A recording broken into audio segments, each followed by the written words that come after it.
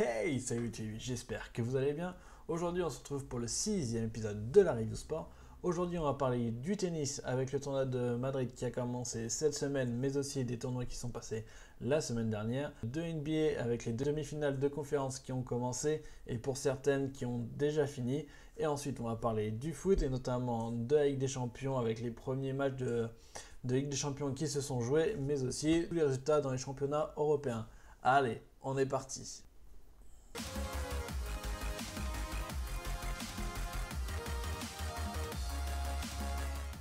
On commence tout de suite la partie tennis en parlant des autres tournois qui sont passés la semaine dernière. On va tout de suite commencer par le tournoi du Portugal et notamment à Estoril où on a vu la victoire de Carreño Busta sur Gilles Muller 6-2, 7-6 au tie-break. Carreño Busta est en forme en ce moment et il a remporté son premier titre de la saison, mais il a déjà fait des demi-finales notamment à Indian Wells auparavant dans la saison. Donc premier titre pour lui cette année et on va voir ce qu'il va donner à Madrid. Mais il joue contre pair au premier tour, donc on va voir ce que ça va donner. Deuxième tournoi côté homme, il s'agit de ATP d'Istanbul, où on a vu la victoire de Marin Cilic sur Milos Raonic 7-6 et 6-3 en 2-7. Grosse performance de Cilic qui n'était pas très bien cette année, qui avait du mal à retrouver son jeu, de l'année dernière. Et du coup il remporte son premier titre de la saison contre Milos Raonic. Et enfin on finit avec Alexander Zverev qui a gagné le tournoi de Munich en Allemagne. Il a battu Guido Pella en finale 6-4, 6-3. Tournoi assez tranquille pour sa part, même s'il a dû rencontrer Roberto Bautista Agut ou Jeremy Chardy. Deuxième titre pour lui cette année, confirme un peu plus avec la next gen comme on les appelle, avec notamment avec Nick Kyrgios ou Borna Coric qui vont commencer à prendre le pouvoir sur les anciens du circuit.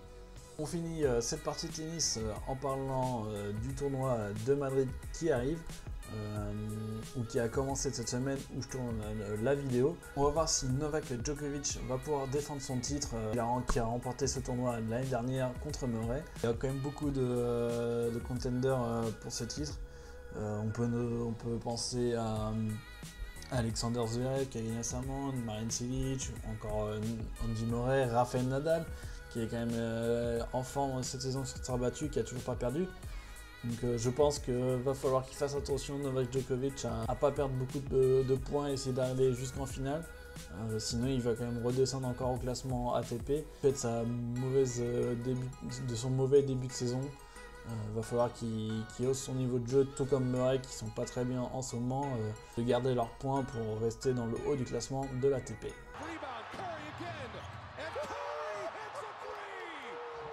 Maintenant on va parler de NBA et notamment des demi-finales de conférence qui ont commencé la semaine dernière. Du coup on va commencer comme la semaine dernière par la conférence Est.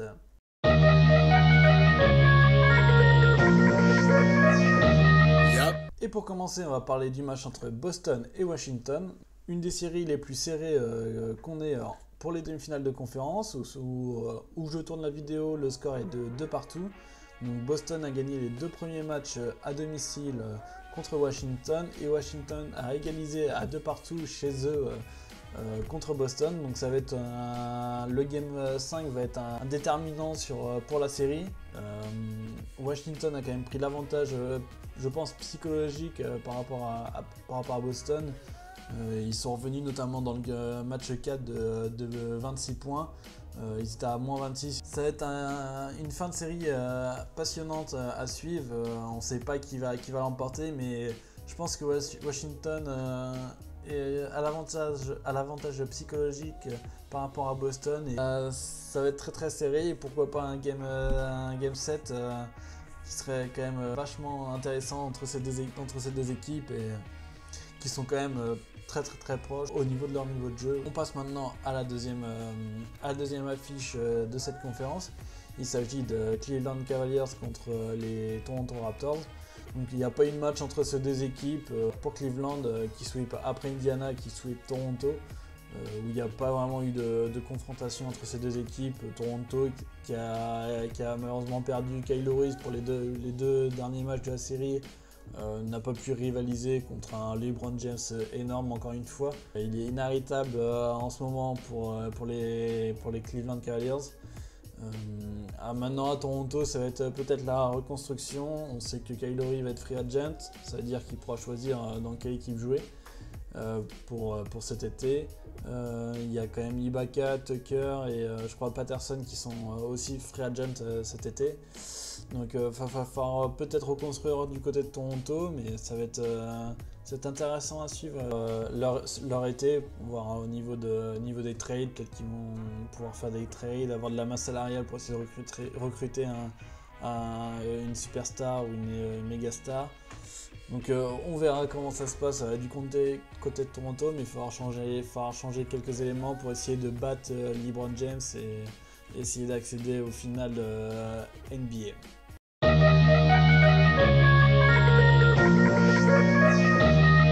Et maintenant la conférence de Ouest, on va parler notamment du match entre les Warriors et Utah Jazz, la série entre ces deux équipes, où il y a, comme les Cleveland Cavaliers ont eu un sweep en la faveur de Golden State qui a sweepé Utah Jazz. Donc c'est aussi un deuxième sweep consécutif pour les Warriors, qui n'ont pas aussi été inquiétés par les Utah Jazz de Rudy Gobert et de Gordon Hayward. Golden State qui est quand même une grosse machine qui va être très très dur à battre, notamment pour l'équipe qui va les rencontrer lors de la finale de conférence. On peut penser à soit Houston ou soit San Antonio qui a perdu Tony Parker aussi. Donc les Warriors qui sont impressionnants et je sens qu'on va retrouver encore pour la troisième fois d'affilée les Warriors contre les Cavs en finale de conférence, en finale de NBA. Et ça sera la belle, comme on dit, comme les Warriors vont gagner la première finale entre ces deux équipes. Les Cleveland Cavaliers de l'année dernière, qui sont remontés d'un 3-1 à un 4-3, l'ont emporté. Et donc ça serait la troisième finale de suite et ça serait quand même plutôt pas mal à voir pour nous spectateurs. Et enfin, dernière série côté ouest, il s'agit des Houston Rockets contre San Antonio Spurs, où dans cette série il y a deux partout comme celle de Boston et de Washington. Série qui a commencé par des grosses victoires, notamment de Houston qui a gagné de plus de 25 points je crois aux Spurs. Antonio pour le deuxième match a aussi mis une grosse raclée aux Rockets pour égaliser dans cette série. Troisième match, Houston perd à domicile le premier match contre les Spurs mais gagne le quatrième. Donc ça fait deux partout dans cette série et on va voir le game 5, comment ça va se passer entre ces deux équipes qui je pense a peut-être un petit avantage pour Houston Rockets, notamment dû à la blessure de Tony Parker. Coup dur pour San Antonio, mais bon, on sait que c'est un collectif San Antonio et pourquoi pas la Marcus Aldridge revenir au plus haut niveau et avec un Kawhi Leonard qui porte les San Antonio Spurs, mais ça va être très difficile pour eux. Zinedine, pas ça, pas du tout avec pas ça Zinedine, pas ça Zinedine. Non. Et on commence tout de suite la partie foot en parlant de la Ligue 1 et notamment de Monaco qui se rapproche de plus en plus du titre de champion de France. Il leur reste 3 matchs pour Monaco pour essayer d'être champion de France. Pour le PSG, il reste 2 matchs. Pour Monaco, il ne leur reste plus qu'à faire un match nul sur un des 3 matchs pour passer devant, enfin pour être sûr d'être premier. Donc je pense que ça va être faisable pour cette équipe qui va remporter ce championnat avec la manière, toujours une équipe plaisante à avoir joué. Ils ont gagné ce week-end 3-0 à Nancy. Le tarif minimum de Monaco, au moins 3 buts cette saison, j'ai l'impression. Du même côté, PSG a gagné à domicile 5-0 contre Bastia. Bastia qui fait une grosse défaite pour le maintien, mais bon, c'était un peu prévisible. Autre résultat, on peut aussi noter la victoire de Marseille dimanche soir 2-1 contre Nice. Cette victoire les replace un peu dans la course pour l'Europa League, même si ça va être difficile, mais on ne sait jamais, tout peut arriver. On va parler maintenant du maintien, et notamment des dernières places relégables pour l'année prochaine. Donc il y a eu la bonne victoire de Caen qui leur fait du bien, qui leur permet de sortir de la zone rouge. Il passe désormais 16e avec cette victoire sur Toulouse à l'extérieur en plus, donc grosse victoire de la part de Caen qui se donne un peu d'air, mais bon, ça reste quand même toujours en danger cette relégation. Ils peuvent se refaire dépasser par Dijon ce week-end, donc à voir la semaine prochaine. Sinon, les Dijon, Nancy et Bastia ont tous les trois perdu. Donc ils sont 18e, 19e et 20e de Ligue 1. Va falloir qu'ils essayent de grappiller quelques points pour essayer de se qualifier, pour essayer de se maintenir en Ligue 1. Notamment essayer d'être au moins 18e pour essayer de jouer le barrage avec le 3e de Ligue 2. Même si ça va être compliqué pour ces trois équipes. Lorient qui a fait match nul à domicile contre Angers 1-1, il grappille des points, c'est ce qu'il faut se dire pour ces Lorientais qui étaient vraiment au fond du trou à une période de la saison où ils étaient vraiment dernier. Donc Lorient qui va essayer de se maintenir, ça va être difficile, mais bon, ils ont un prochain match contre Bastia qui va être hyper important pour ces deux équipes. Je pense que celui qui perd, notamment si Bastia perd ce match, ça va être très difficile pour eux de pouvoir se maintenir en Ligue 1. Maintenant, on va parler aussi des autres championnats. Bayern de Munich a gagné 1-0 à domicile contre Darmstadt. Dortmund qui a gagné un gros match contre Hoffenheim 2-1. Le RB Leipzig qui a gagné 4-1 Hertha Berlin qui consolide sa deuxième place et qui est même sûr d'être deuxième place. S'ils font pas trop de bêtises, ils vont finir deuxième de ce championnat.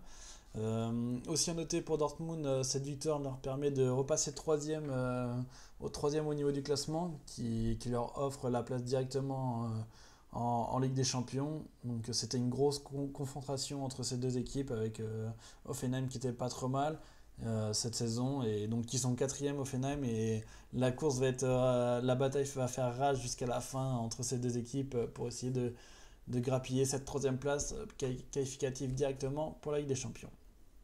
Maintenant, on va parler de l'Angleterre, notamment avec Chelsea qui a gagné 3-0 hier soir contre Middlesbrough, qui se rapproche de plus en plus du titre. Je pense que ça va être bon pour Chelsea cette année, qui vont remporter le championnat de Premier League. Donc grosse saison qui, par rapport à la saison dernière qui était très décevante pour cette équipe, le sursaut d'orgueil pour cette équipe de Chelsea qui vont remporter ce championnat, et pourquoi pas aussi la coupe où ils sont en finale. Donc ça peut être une très bonne saison pour cette équipe de Chelsea. On peut aussi noter la défaite de Tottenham qui a sûrement donné qui a sonné quand même la fin de ce championnat vendredi soir à West Ham. Autre résultat, Manchester City qui s'impose 5-0 à domicile contre Crystal Palace. Liverpool qui a fait match nul contre Southampton à domicile. Et enfin Arsenal qui a battu Manchester United 2-0 à l'Emirates Stadium. Côté espagnol, rien n'a changé aux têtes du classement. Barcelone qui a gagné à domicile 4-1 contre Villarreal. Le Real de Madrid qui a gagné 4-0 contre Grenade. Et enfin l'Atlético qui a gagné 1-0 à domicile. Et maintenant côté italien, le classement n'a toujours pas changé en tête. La Juventus qui est toujours première et qui va finir champion d'Italie. La AS Roma qui a gagné un gros match contre le Milan AC 4-1. Consolide un peu sa deuxième place, mais quand même sous pression avec Naples avec un point d'écart. Naples qui a aussi gagné ce week-end 3-1 contre Cagliari à domicile. Et enfin la Lazio qui est 4e pour l'instant, qui a gagné aussi qui a gagné 7-3 contre la Sampdoria. Donc gros carton de la Lazio.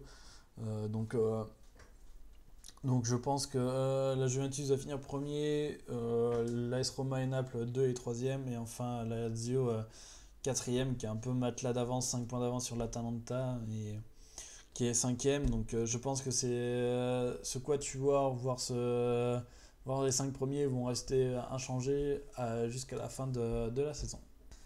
On va parler maintenant de Ligue des Champions et des premiers matchs qui se sont joués la semaine dernière entre le Real de Madrid et l'Atlético et le Monaco et la Juventus de Turin. Donc on va commencer tout de suite avec la Juventus de Turin et Monaco. Donc on a vu une grosse victoire de la Juve à l'extérieur à Monaco, 2-0 avec un doublé d'Higuaín. Ça a été un match quand même très dur pour Monaco qui a eu des opportunités en début de match, mais bon, au fil du match ils n'ont plus grand chose. La Juve quand même qui a déroulé et qui a maîtrisé le match tout le long. Ça va être très dur pour Monaco d'aller gagner à l'extérieur 2-0 pour essayer d'accrocher la prolongation, voire 3-0 pour essayer de se qualifier. Mais bon, ça va être très dur pour Monaco d'aller chercher cette place en finale de Ligue des Champions face à cette Juventus intraitable à domicile. Et maintenant le dernier match entre le Real de Madrid et l'Atlético. Donc on a vu un match tout bonnement... On va finir par le Real de Madrid et l'Atlético. On a vu la victoire du Real de Madrid 3-0 contre l'Atlético avec un triplé de Cristiano Ronaldo. Donc le Real de Madrid qui est même intouchable en Champions League, j'ai l'impression qu'il va sûrement se qualifier pour encore une nouvelle finale et pourquoi pas encore la remporter. Ronaldo qui est quand même un monstre devant le but, qui a encore mis un triplé la semaine dernière, qui va sûrement envoyer le Real de Madrid en finale. Donc ça peut faire une finale Real de Madrid-Juventus de Turin, donc ça va être plutôt pas mal si ça se déroule comme ça, si la Juventus va sûrement jouer tranquillement le dernier match qui va être solide en défense, et le Real de Madrid qui va jouer contre l'Atlético. Ça va être dur aussi, mais bon, je pense que le Real de Madrid va pas se prendre 3 voire 4 buts à l'extérieur. Donc ça va être, je pense que ça fera une belle finale entre le Real de Madrid et la Juventus de Turin. Et voilà, la review sport numéro 6 se termine là-dessus. Donc si vous l'avez aimé, n'oubliez pas de mettre des pouces bleus pour la vidéo, de commenter, mais aussi de partager. Et on se retrouve la semaine prochaine pour le 7e épisode. Allez, salut tout le monde, ciao ciao.